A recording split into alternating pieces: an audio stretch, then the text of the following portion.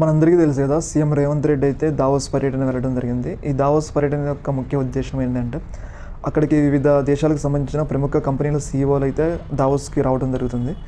ఆ యొక్క కంపెనీల సీఈఓలను ఒప్పించి తెలంగాణలో పెట్టుబడులు పెట్టే దిశగా వాళ్ళని ఒప్పించడం ఈ దావోస్ పర్యటన యొక్క ముఖ్య ఉద్దేశం.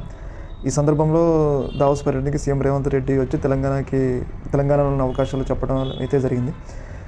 ఇంకొక సంఘటన ఏం జరిగిందంటే, సీఎం రేవంత్ రెడ్డి అయితే మన ఇండియా టుడే యాంకర్తో మాట్లాడటం జరిగింది. ఈ సందర్భంగా ఇండియా టుడే యాంకర్ ఏమని ఆయన ఇంగ్లీష్లో రేవంత్ రెడ్డిని క్వశ్చన్ అడగా, సీఎం రేవంత్ రెడ్డి అయితే దాన్ని హిందీలో క్వశ్చన్ చెప్పడం జరిగింది.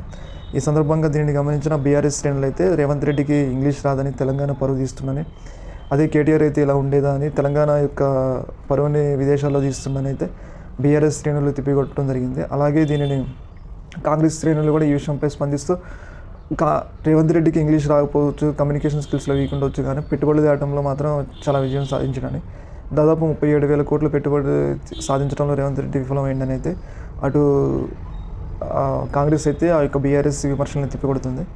చూడాలి ఈ యొక్క అంశం ఎటువైపు వెళ్తుందో. ఏదేమైనా కొంచెం రేవంత్ రెడ్డి ఇంగ్లీష్ స్కిల్స్ అనేవి కొంచెం అంత వీక్గానే ఉన్నాయని చెప్పుకోవాలి. ఎందుకంటే ఇంగ్లీష్ మాట్లాడేటప్పుడు కూడా చాలా తడబడ్డాడు. చూడాలి.